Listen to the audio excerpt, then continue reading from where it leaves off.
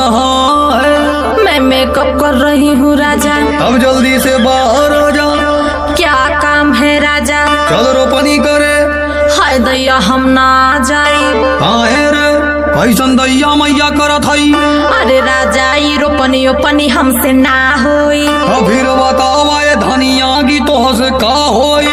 राजा हिलई में न मन जाए के मोर करेला। तो के कमावे के दाई कुल बीमारी धारेला। बड़ी बड़ी जोख राजा गोड़वे में सधारेली। चलू जल्दी तू कुछ ना होई काहे डरेली? तू ही चली जा मोके परेशान ढेर मती करा। देखा रानिया न हमरे सामने ज्यादा यत को